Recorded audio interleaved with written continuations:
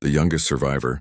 The emergency sirens had been wailing for 3 hours when 12-year-old Marcus Chen pressed his face against the reinforced glass of the observation deck. Below him, the research station's main courtyard was chaos. Scientists ran between buildings carrying data cores and emergency supplies, while security teams shouted orders that nobody seemed to follow. "Marcus, get away from the window," Dr. Sarah Martinez called from across the room where she was frantically packing xenobiology samples. The evacuation shuttle arrives in 20 minutes, but Marcus couldn't tear his eyes away from the forest beyond the station's perimeter. Something was moving out there, something massive that made the ancient trees sway like grass in a hurricane. The Keepers were coming and everyone was terrified. The Keepers had been the nightmare of human colonization for 15 years. These alien predators stood 12 feet tall with 6 limbs that could tear through steel plating and a hide that could deflect plasma bolts. Worse than their physical prowess was their intelligence. They hunted in coordinated packs, set elaborate traps, and seemed to understand human technology better than humans did themselves. No one had ever successfully communicated with a Keeper. Every attempt at first contact had ended in disaster. The aliens would study human settlements for weeks, learning their patterns and weaknesses, then strike with surgical precision.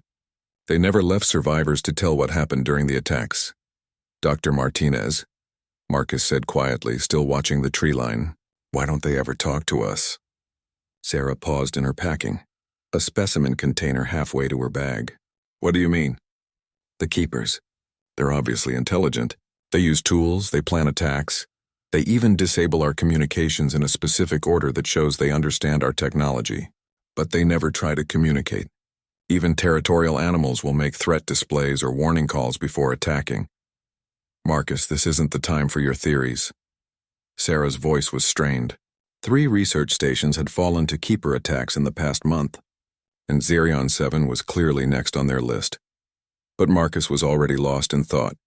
The way he always got when a puzzle caught his attention, it was the same expression that had earned him a place on this research mission despite his age, and the same one that made the adult scientists alternately admire and worry about him. "What if they are trying to communicate?" he said suddenly. "What if we just don't understand their language?" The floor shuddered beneath their feet. Through the window, Marcus could see the massive forms of 3 Keepers emerging from the forest. They moved with an odd rhythmic gait, their 6 limbs striking the ground in a pattern that seemed almost musical. "The shuttle's here," someone shouted from the corridor. "All personnel to the landing pad immediately." Sarah grabbed Marcus's arm. "We have to go. Now." As they ran through the corridors, Marcus kept thinking about that rhythmic movement. The Keepers weren't just walking randomly. Each step was deliberate, timed, part of a larger pattern. It reminded him of something, but he couldn't quite place what. The evacuation shuttle was already warming up its engines when they reached the landing pad. 37 researchers, technicians, and security personnel crowded toward the boarding ramp, while the pilot shouted over the engine noise. "Move it, people. We've got maybe 5 minutes before they breach the perimeter." Marcus was almost to the shuttle when he heard it. A low, thrumming sound that seemed to come from the ground itself. The other evacuees probably dismissed it as engine vibration, but Marcus recognized it immediately. It was the same rhythm the Keepers had been walking to. He stopped dead in his tracks, causing Dr. Martinez to bump into him. "Marcus, what are you doing?" The thrumming came again. 3 short pulses followed by 2 long ones, then a pause. Then the pattern repeated. "They're not attacking," Marcus whispered, his eyes wide with realization. "They're trying to talk. That's insane. Get on the shuttle!" But Marcus was already running back toward the research station, his mind racing. He'd spent 2 years studying xenolinguistics, focusing on how different species might develop communication systems. The pattern he was hearing wasn't random. It was structured, repetitive, intentional. "Marcus!" Sarah's voice was frantic behind him. He reached the communication center just as the building's main power grid flickered.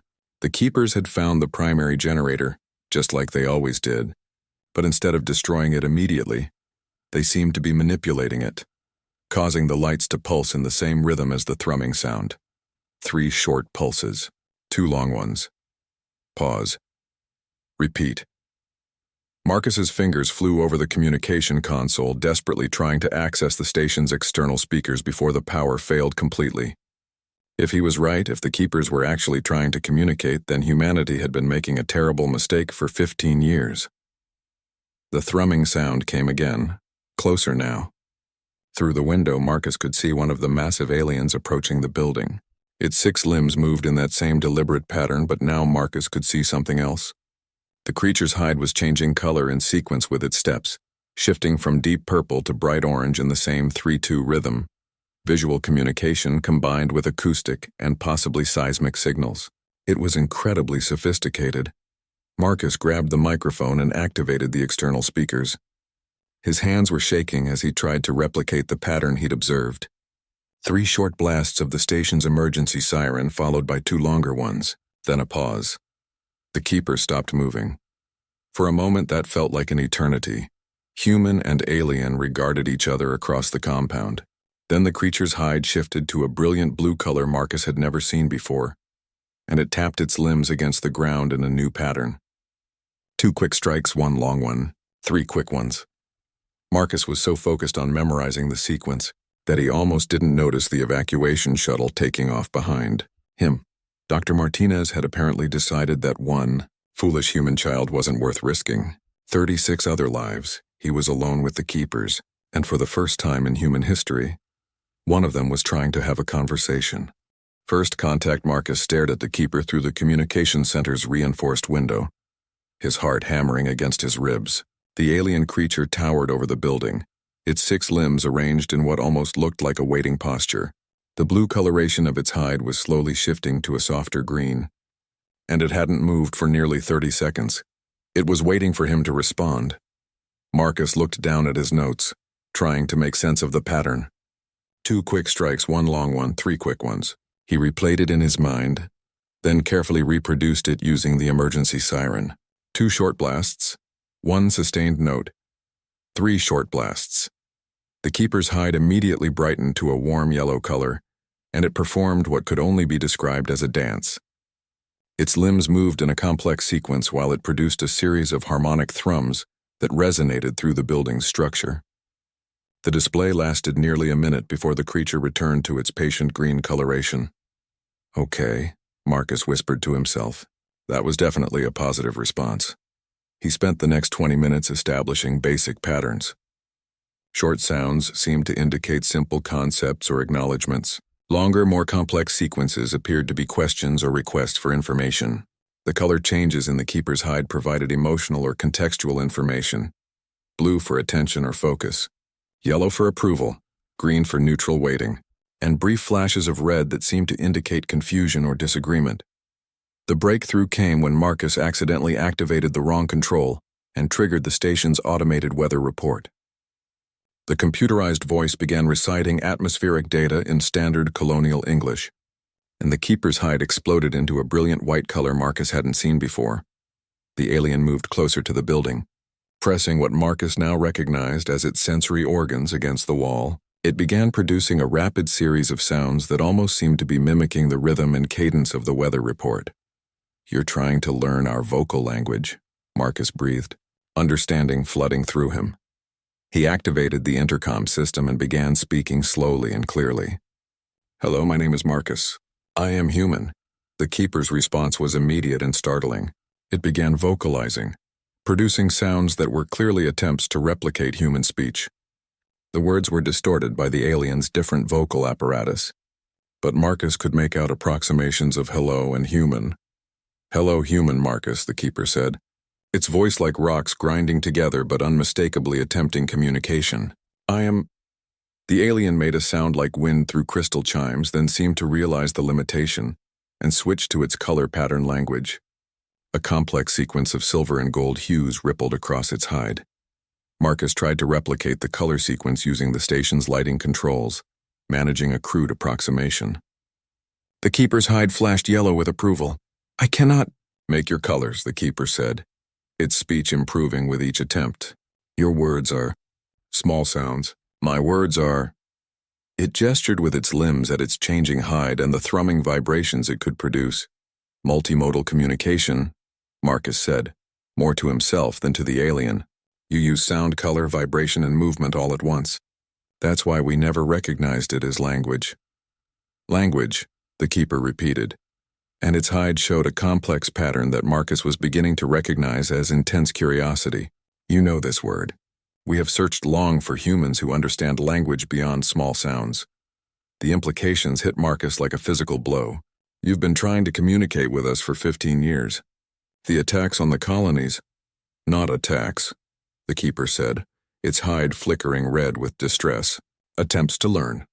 We study human places, try to understand small sound language, but humans always flee before we can establish communication protocols. Marcus sank into a chair, the full scope of the tragedy becoming clear. Dozens of failed colonies, hundreds of deaths, 15 years of war, all because humans had assumed the keepers were attacking when they were actually trying to make first contact.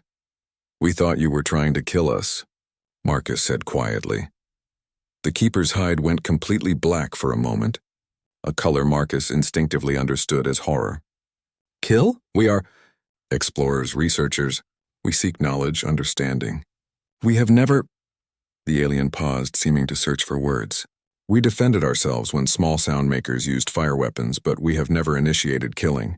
The pieces fell into place with sickening clarity. The keepers would approach a colony trying to establish communication. The humans, seeing massive alien predators, would open fire. The keepers would defend themselves with their superior technology and physical capabilities. Any human survivors would report an unprovoked alien attack. Oh God, Marcus whispered. We started this war. War, the keeper repeated, its hide cycling through colors Marcus didn't recognize. This is a concept we are learning from human places. The systematic use of violence to achieve goals. We do not understand why small sound makers choose this over communication. Marcus stood up, a new determination filling him. Because we didn't know you were trying to communicate. But now we do. Can you contact others of your kind? Tell them that we can learn to talk to each other? The keeper's hide shifted to a pattern of silver and blue that somehow conveyed both hope and uncertainty. Others watch from the forest. They have waited long time for a human who could understand language beyond small sounds. You are the first. There are more of you here. 12 pod groups, 47 individuals. We have traveled far distance to attempt communication with this human place. Marcus felt the weight of responsibility settling on his shoulders. 47 aliens had risked their lives to attempt peaceful contact. And now the future of human-keeper relations rested on a 12-year-old boy who had missed his evacuation shuttle. What do we do now? He asked.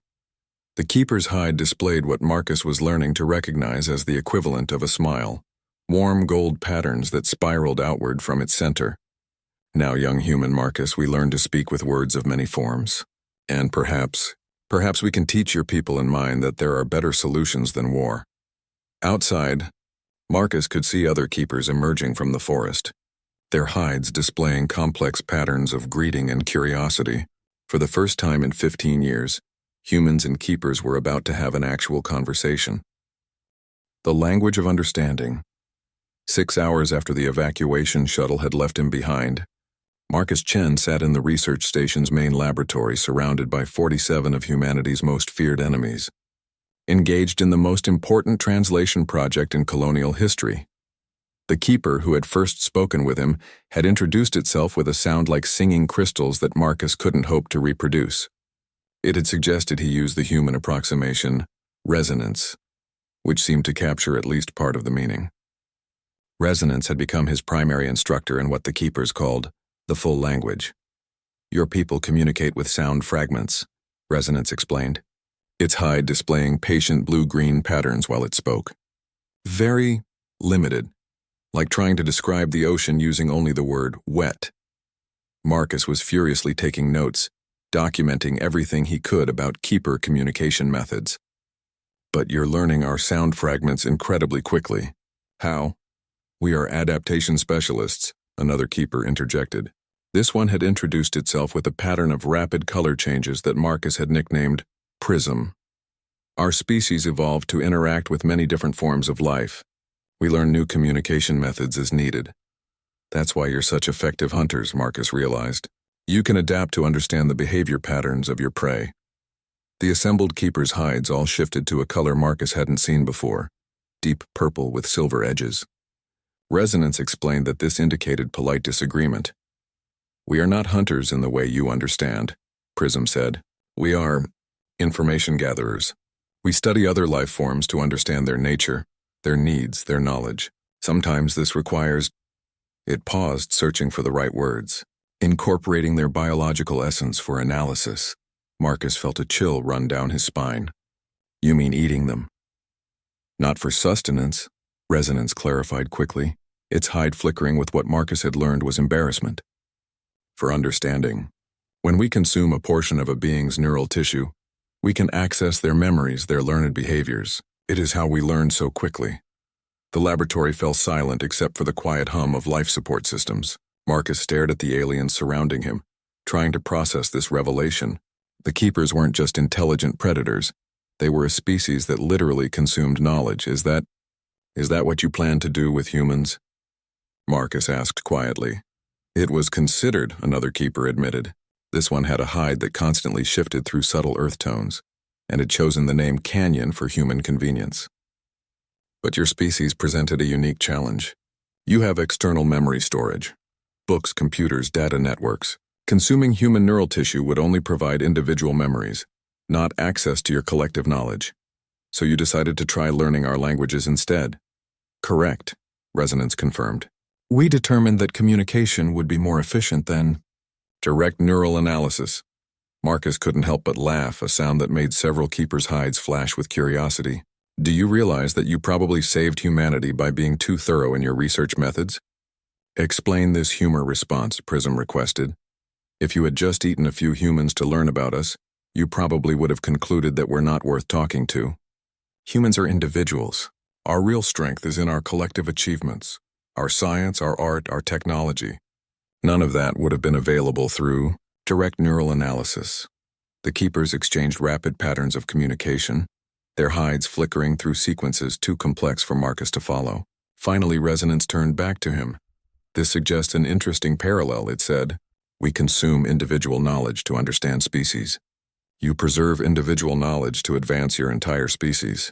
Both methods seek the same goal, the accumulation and preservation of understanding. That's actually a beautiful way to put it. Canyon moved closer, its massive form somehow managing to seem non-threatening. We have a proposal, young human Marcus. We wish to exchange knowledge with your species in a more formal manner. What kind of exchange? We offer our understanding of biological adaptation, ecological integration, and systemic analysis, Resonance explained. In return, we seek access to human external memory systems and collaborative learning methods. Marcus felt his pulse quicken. You're talking about a full cultural and scientific exchange. Indeed. But first we must solve the immediate problem. What immediate problem? Prism's hide displayed what Marcus had learned was grim humor. Your military forces are currently massing for an assault on this location. They believe we are holding you hostage and preparing to attack additional colonies. Through the laboratory's windows, Marcus could see the distant lights of military vehicles moving through the forest. The evacuation shuttle had obviously reported the Keeper presence, and Colonial Defense Force was responding with overwhelming force. How long do we have? Marcus asked. Approximately 14 hours before they are in position to commence bombardment, Canyon reported. They will use orbital strikes to eliminate the perceived threat. Marcus ran his hands through his hair, trying to think. 47 aliens who had traveled across space seeking peaceful contact were about to be obliterated by human forces, and the blame would fall on a 12-year-old boy who had stayed behind to solve a linguistic puzzle. Can you defend yourselves? Easily, Resonance admitted. But defensive action would confirm human beliefs about our hostile nature. The cycle of misunderstanding would continue. Then we have to make contact with the military forces and explain what's really happening. Using what communication method? Prism asked. Your military leaders will not pause their attack to observe color pattern displays or harmonic sequences. Marcus looked around the laboratory, his eyes falling on the quantum communication array that connected the research station to the Colonial Defense Force command structure. An idea began forming in his mind, desperate and probably impossible, but their only chance. What if we don't just explain what's happening? He said slowly. What if we demonstrate it? Show them the full language in action, prove that you're not monsters but scholars. How would this be accomplished? Marcus walked over to the communication console, his plan crystallizing as he moved. We're going to give the Colonial Defense Force the most comprehensive first contact documentation in human history. And we're going to do it in both human language and full language simultaneously. He turned back to the assembled keepers, adrenaline coursing through his veins. I hope you're fast learners, because we have 14 hours to teach each other enough about our respective languages to convince two species to stop trying to kill each other. The keepers' hides erupted in patterns of excited agreement, and Marcus Chen, the foolish human child who had missed his evacuation shuttle, began the most important translation project in galactic history. The message that changed everything. 12 hours remained until the orbital bombardment, and Marcus Chen had transformed the research station's communication center into something resembling organized chaos. Every screen displayed cascading translations between human languages and keeper full language, while complex mathematical formulas covered every available wall surface. The harmonic component isn't just aesthetic, Marcus explained to the assembled keepers while typing frantically at 3 different keyboards. It carries grammatical information. Watch this. He played back a recording of resonance explaining keeper history, then ran it through the translation algorithm he'd been developing. The computer attempted to convert the harmonic undertones into visual patterns, creating a shifting display of colors and mathematical curves. Fascinating, Prism observed. Its hide cycling through what Marcus had learned were expressions of deep concentration. Your mechanical thinking devices can partially interpret full language. Not just interpret it, Marcus said, pulling up another screen. Replicate it, look. The laboratory's lighting system suddenly came alive, displaying complex patterns of color and intensity, while the speakers produced carefully modulated harmonic sequences. It was crude compared to a keeper's natural communication abilities, but unmistakably full language. Canyon moved closer to examine the display, its massive form somehow managing to convey surprise. You have taught your machines to speak with full language. Basic phrases only, but yes. And that's just the beginning. Marcus brought up the quantum communication interface, showing streams of data ready for transmission. I've prepared a complete first contact package. It includes everything: the mathematical basis for your communication system, recorded examples of full language with human translations, cultural context, historical background, and most importantly, proof that this contact was initiated by your species for peaceful purposes. Resonance's hide displayed what Marcus had learned was cautious optimism. Your military leaders will accept this evidence? They'll have to, Marcus said, hoping he sounded more confident than he felt. Because we're not just sending them a message. We're sending them a new science. He activated the main display, showing the comprehensive linguistic analysis he'd compiled over the past 12 hours. Full language isn't just communication. It's a completely different way of organizing and transmitting information. Color patterns can convey emotional context that would take humans hundreds of words to express. Harmonic sequences can encode mathematical relationships that our best computers struggle to calculate. And the temporal aspects? Marcus paused, still amazed by what he'd discovered. You can literally communicate in multiple time streams simultaneously. This is natural for us, Canyon noted. Past events, current circumstances, and probable futures are all relevant to complete understanding. But for humans, it's revolutionary. We've been trying to develop faster-than-light communication for decades, and you've been using quantum-entangled harmonic resonance as a basic grammatical structure. The implications were staggering. Keeper technology wasn't just advanced. It was based on completely different principles than human science. Their ability to manipulate quantum states through biological processes opened possibilities that human physicists had only theorized about. There's more, Marcus continued, pulling up his analysis of Keeper historical records. Your species has been in contact with 17 other intelligent species across this galactic arm. You've developed universal translation protocols, peaceful contact procedures, and conflict resolution methods that have prevented wars for thousands of years. And yet we failed with humans, Resonance observed, its hide showing regret. Because humans are apparently unique in how aggressively we respond to first contact attempts, Marcus said, reading from his notes.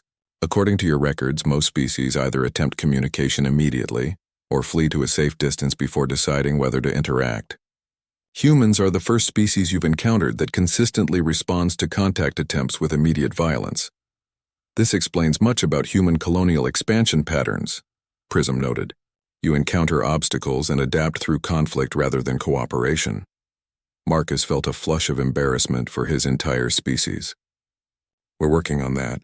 But the point is, your people have experience with first contact protocols that could revolutionize how humans interact with other intelligent species.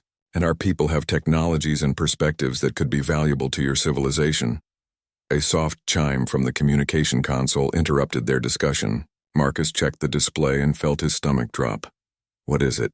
Resonance asked, reading the distress patterns in Marcus's body language. The bombardment schedule has been moved up. We have 3 hours instead of 12. The keeper's hides all flashed red simultaneously, the full language equivalent of alarm. Outside the laboratory windows, Marcus could see the distant glow of military vehicles moving closer through the forest.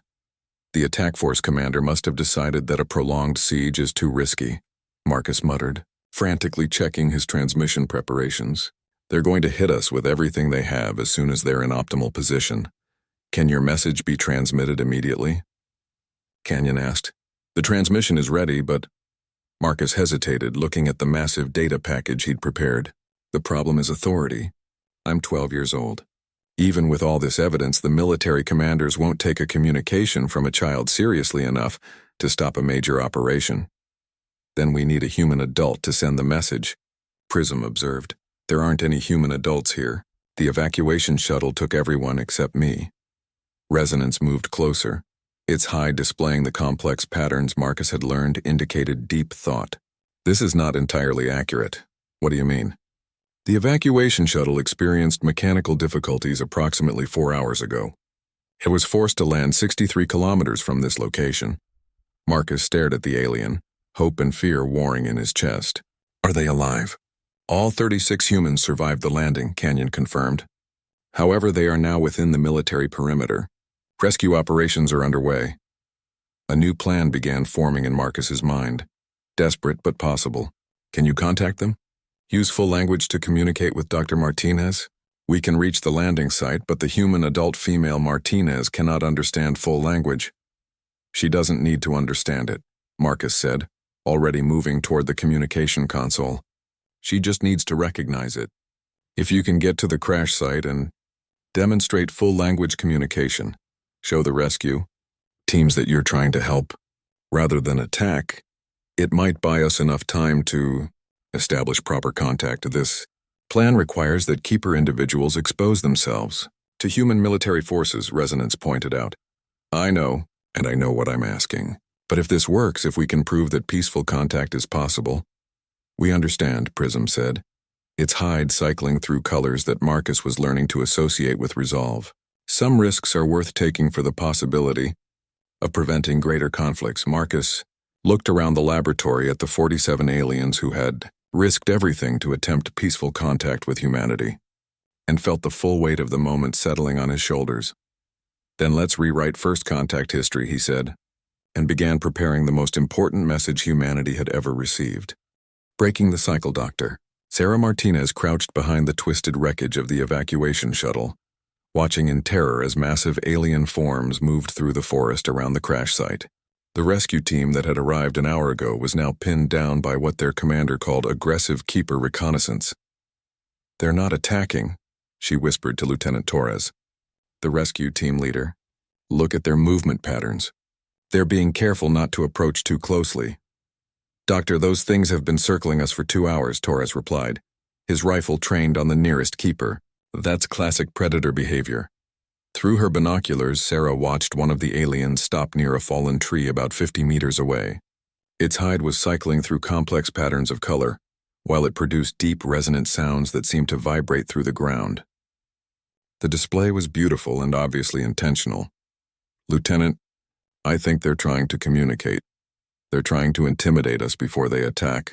The keeper's color patterns suddenly shifted to brilliant gold spirals, and it began moving its 6 limbs in what could only be described as a dance. The choreography was intricate and clearly meaningful, like watching someone perform sign language in 3 dimensions. Sarah felt a shock of recognition. Oh my God. Marcus was right. What? The boy we left at the research station. Marcus Chen. He theorized that the keepers might be trying to communicate with us. Sarah lowered her binoculars, her mind racing. These aren't random threat displays. They're structured communication attempts. Before Torres could respond, Sarah's emergency communicator crackled to life. The transmission was weak and filled with static, but the voice was unmistakably young Marcus Chen. "Dr. Martinez, can you hear me? This is an emergency transmission from Research Station 7. Torres grabbed the communicator. "Chen, we thought you were dead. What's your status?" "Alive and currently surrounded by 47 keepers who have been trying to establish peaceful contact with humanity for 15 years. Marcus's voice replied through the static. "Dr. Martinez, are you there?" Sarah took the communicator with shaking hands. "Marcus, thank God you're alive. Are you safe?" "For now. But Dr. Martinez, I need you to listen very carefully. The keepers around your crash site aren't trying to attack you. They're trying to demonstrate their communication abilities. One of them should be displaying golden spiral patterns right now." Sarah looked up sharply.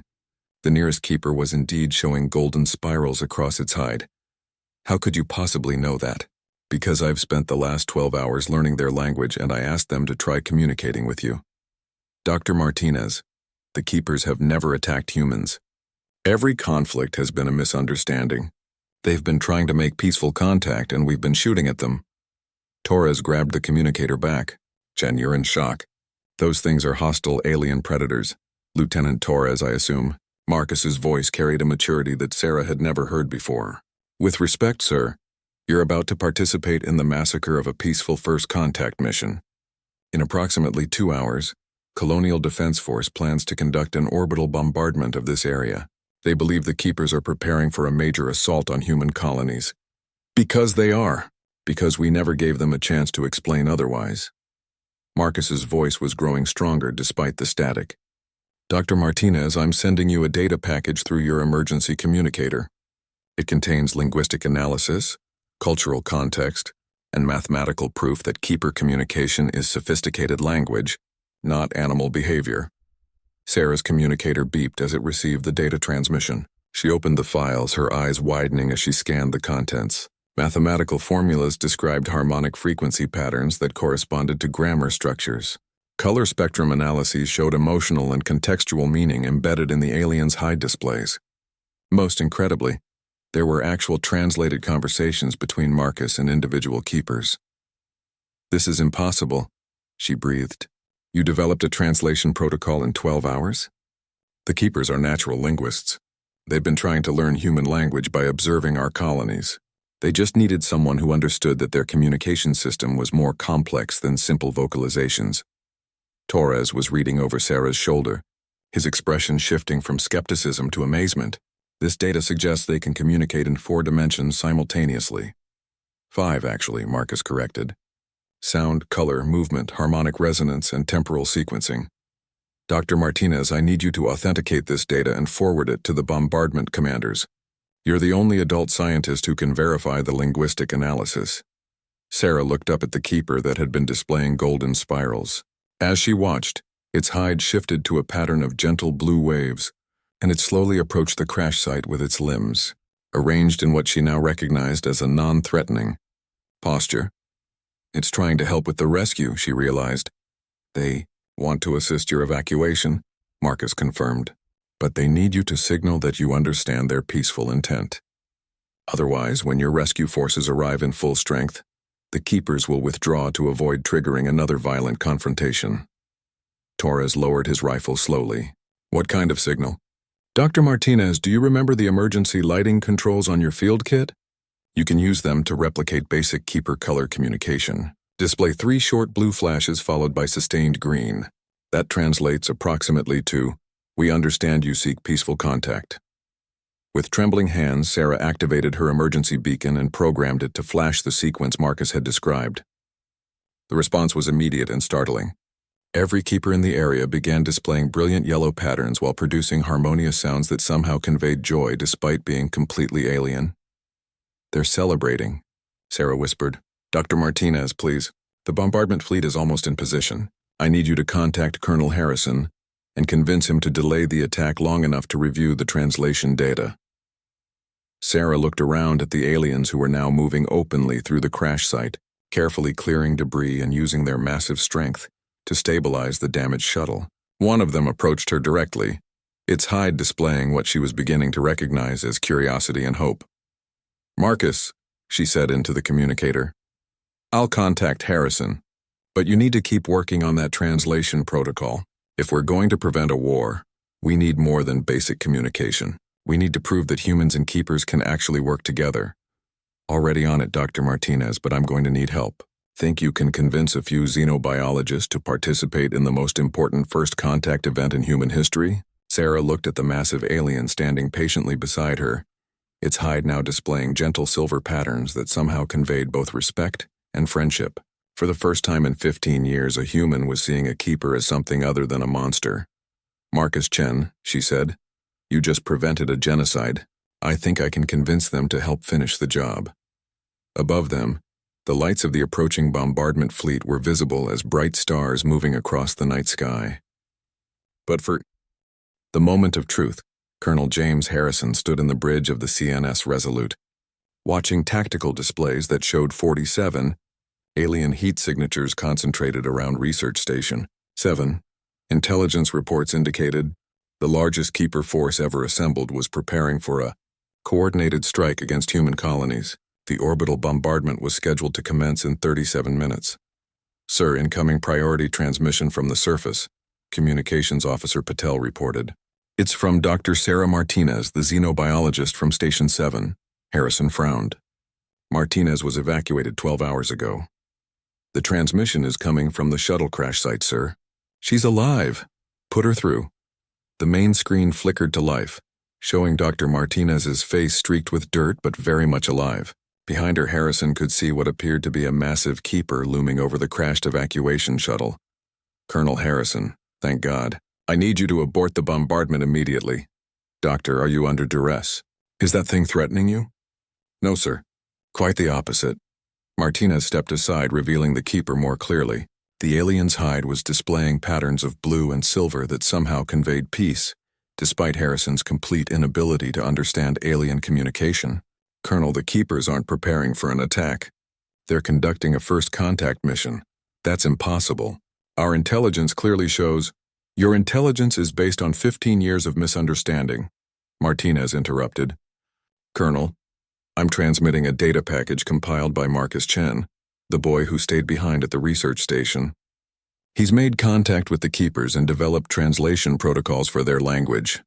Harrison's tactical officer looked up from his console. "Sir, we're receiving a massive data transmission from the surface.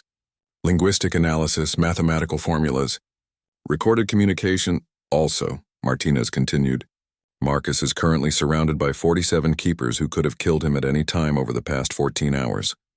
Instead, they've been teaching him their language and helping him prepare a peaceful contact proposal." The data package was already loading on Harrison's secondary screens. What he saw there challenged everything he thought he knew about the alien threat. Mathematical analyses showed that keeper attack patterns were actually structured communication attempts.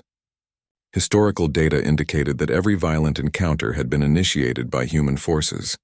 Most incredibly, there were actual translated conversations between a 12-year-old human boy and alien researchers.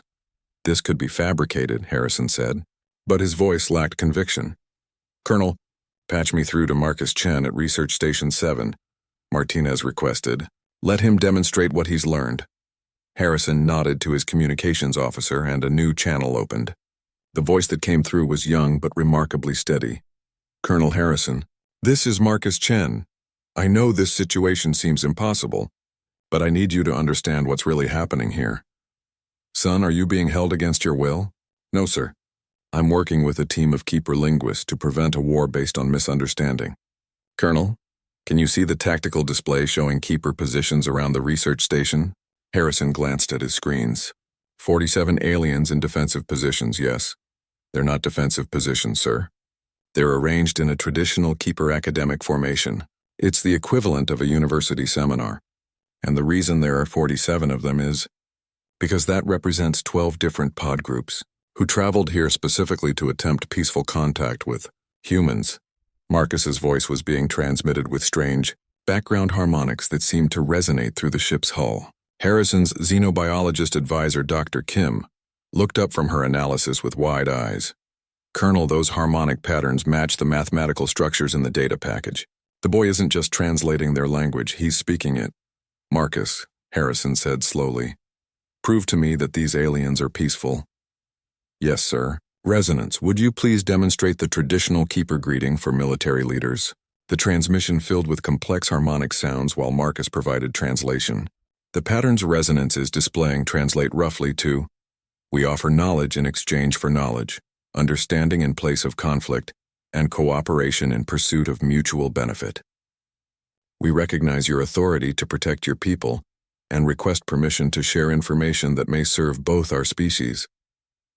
Dr. Kim was frantically analyzing the harmonic patterns. Colonel, this is incredibly sophisticated. The mathematical structures embedded in their communication system are more advanced than anything in our database. There's more, Marcus continued. The Keepers have been in peaceful contact with 17 other intelligent species.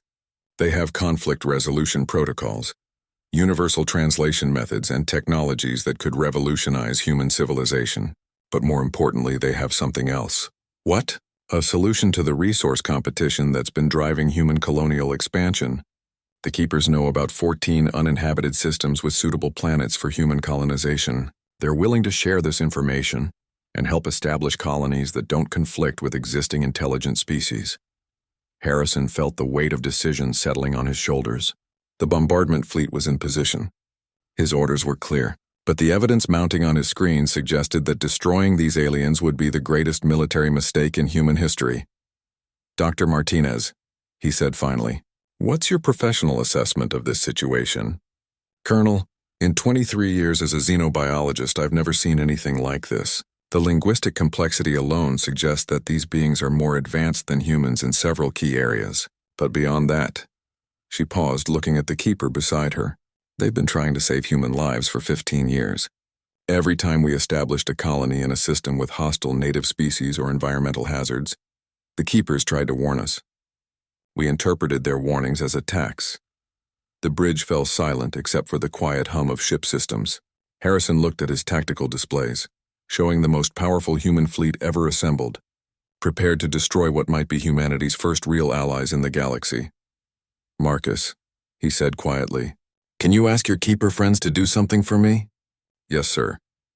Ask them to prove that they understand the concept of trust. There was a pause filled with complex harmonic communication. Then Marcus's voice returned, filled with something that sounded like awe. Colonel, every Keeper at this location is voluntarily powering down their defensive systems and removing their protective gear. They're making themselves completely vulnerable to demonstrate their peaceful intent. Dr. Kim looked up from her sensors.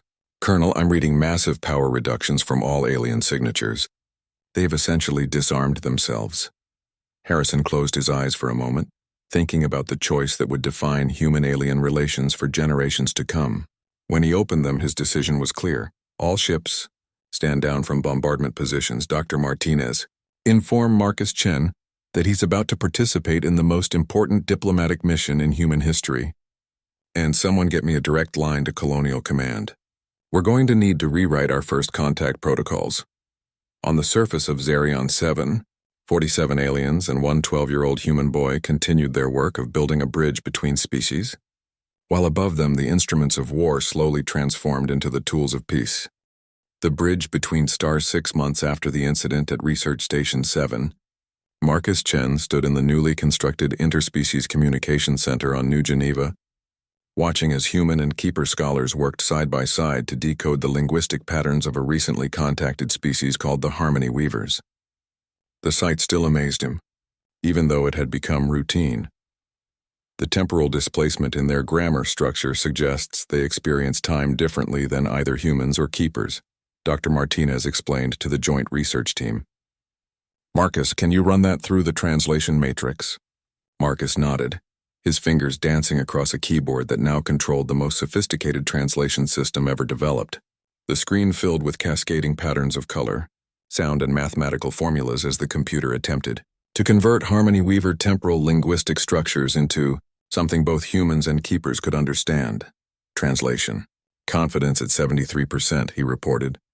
They're not just experiencing time differently, They're communicating across multiple probability streams simultaneously. Resonance, who had become the primary keeper liaison to the human research community, displayed patterns of fascination across its hide. This suggests they can discuss potential futures as easily as past events. Remarkable. The Interspecies Communication Center had become the hub of a revolution in galactic diplomacy. In the 6 months since first contact with the Keepers, humanity had been introduced to a network of 23 intelligent species that spanned this entire arm of the galaxy.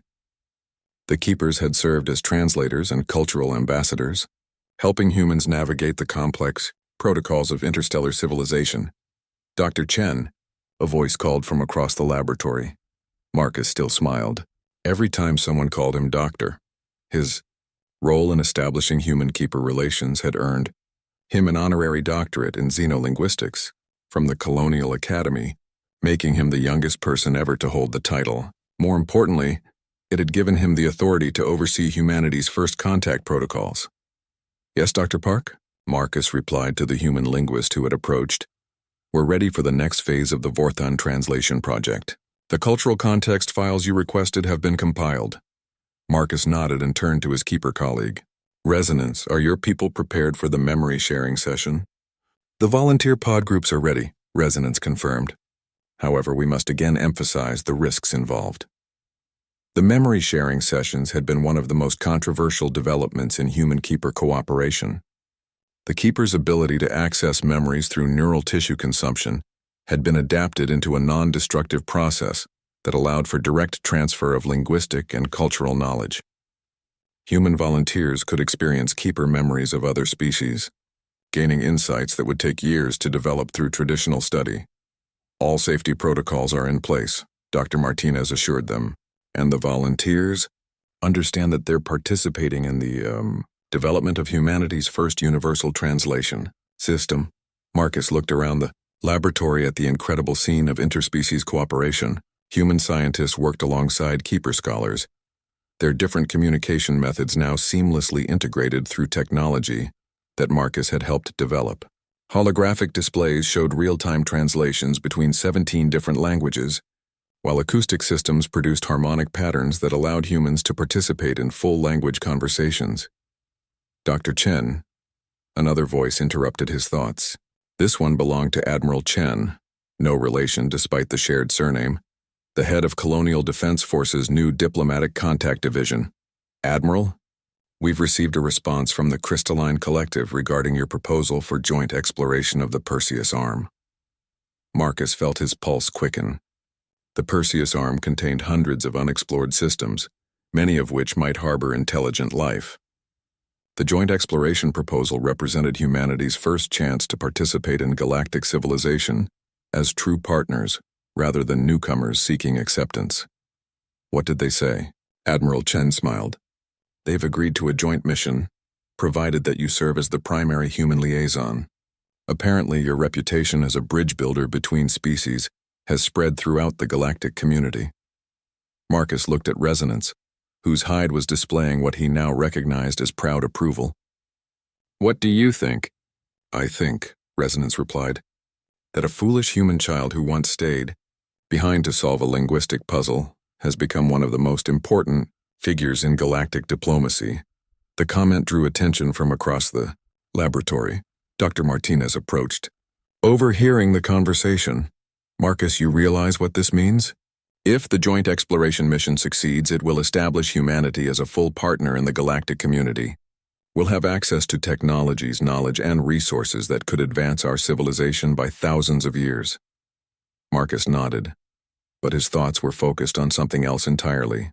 Through the laboratory's windows, he could see the lights of New Geneva's spaceport, where ships from a dozen different species arrived daily for trade, cultural exchange, and collaborative research. What had started as a desperate attempt to prevent a war had become the foundation for humanity's entry into a vast community of intelligent species. Dr. Martinez, he said quietly, do you ever think about what would have happened if I had gotten on that evacuation shuttle? Sarah Martinez looked at the young man who had somehow managed to rewrite the history of human-alien relations and shook her head. Marcus, some people are born to build bridges. You just happened to build one between species instead of across rivers.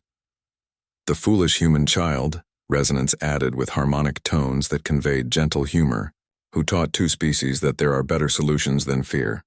Marcus smiled, turning back to his translation console where messages from 17 different species waited for his attention. In a few hours, he would begin preparing for humanity's first joint exploration mission with alien partners. In a few years, he might help establish the first truly interspecies colony, and somewhere in the distant future, children from dozens of different worlds might grow up in a galaxy where communication had replaced conflict as the primary tool of diplomacy.